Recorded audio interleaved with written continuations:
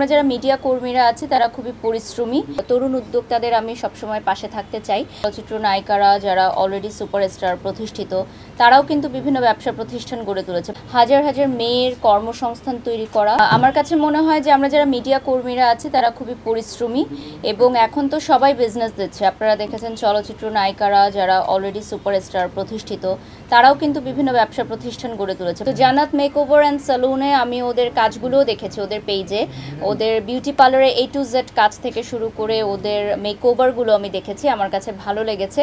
So that's why আমি আজকে এসেছি। আর আপনারা সবাই উৎসাহ দিবেন, তরুণ উদ্যোক্তাদের আমি সবসময় পাশে থাকতে চাই।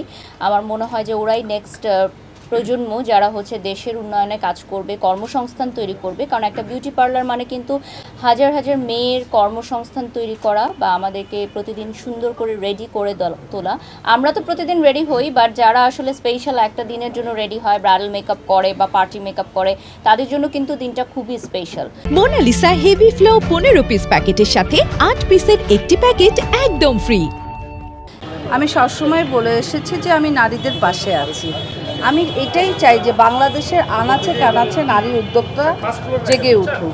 তো আজকে যেহেতু একটি নারী উদ্যোক্তা এই সেলুনটি উদ্বোধন করেছে এবং আমার খুব প্রাণপ্রিয় ছোট বোন জান্নাত এখানে আসতে পারে, সত্যিই খুব ভালো লাগছে। তো আমার সুবিধা হবে যে আমার যে কোনো প্রোগ্রামে যখন আমার তারকা বন্ধুরা যখন সুসজ্জিত হতে চায় বিভিন্ন রকম, তখন আমি নিশ্চয়ই সাজেস্ট করব এখানে আসার জন্য।